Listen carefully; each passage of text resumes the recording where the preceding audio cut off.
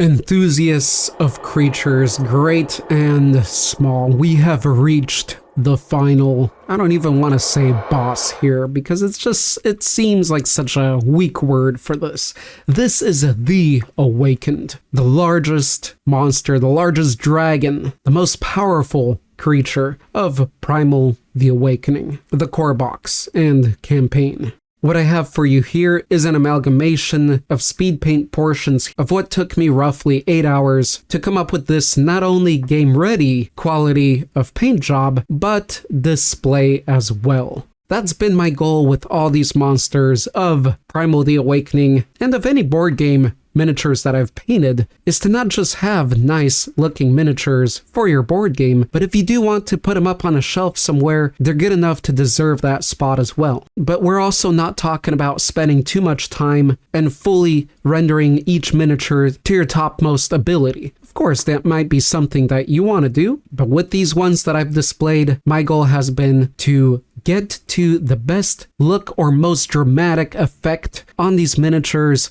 within a decent amount of time. And usually it's been about 5 to 7 hours. This guy, of course, took more time, as just look at it. This is literally the largest actual miniature that I have painted, and I did want to give it the honor it deserved. I usually search the miniatures that I'm going to paint online to look up other paint jobs of it so I can get a better understanding of the colors that should be applied to it, especially with this guy since there's little information on that within the game, but also for some inspiration and to see what direction I want to go with. And to be honest, looking this guy up, being the main final monster of the game, I couldn't find very inspired work out there. Not much more inspired than just taking an airbrush, hitting a few points, maybe cleaning it up with a brush here and there, and that's about it. So being in a way inspired by that in itself and having to balance him with all the rest of the monsters I've already done of the game, I did want to make sure I give it the effort that it should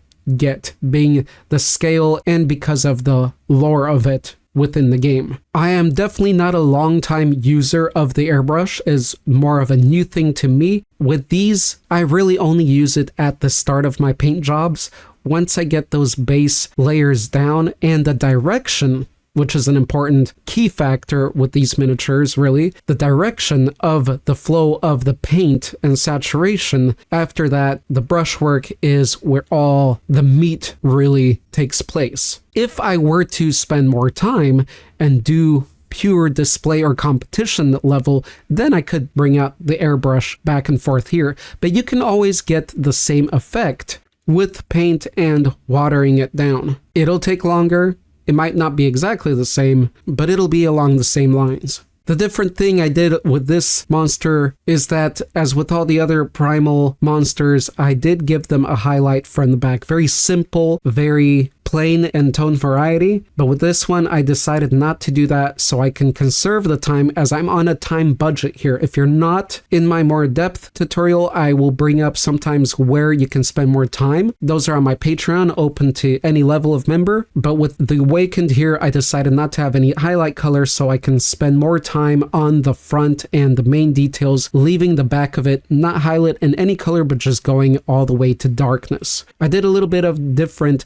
highlight or color work to the sides of it, starting with a blue, but ultimately all the color, all the flesh of the life comes into and from the front of it, which is the whole illusion that we're trying to create with this style, because it's a very dramatic approach to painting miniatures in which it can save you time from other areas if you don't have that time, and if you're still learning, you can apply and spend more time in smaller, more direct areas without burning out. And I think that's really important because I think a lot of people burn out or get to a point where they just don't know what to do next, and really their miniatures sort of look unfinished. I think a big difference between high quality painted miniatures out there and not are the amount of time and effort added to those better ones. And with this approach of the light kind of heading from the front of it, we're concentrating the workflow for yourself to keep it more interesting and creating a smaller time frame for work for you as well.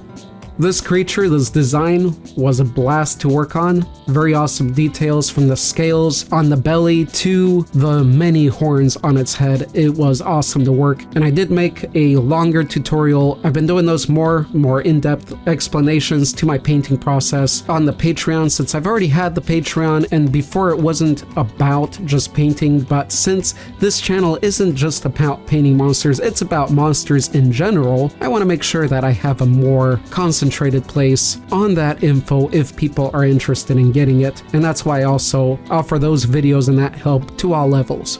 Now then, I haven't gotten to this monster yet in the game. I'm almost there. I'm nearing the completion of this campaign, but if you've already fought him, can you give me any advice? I'd monstrously appreciate it.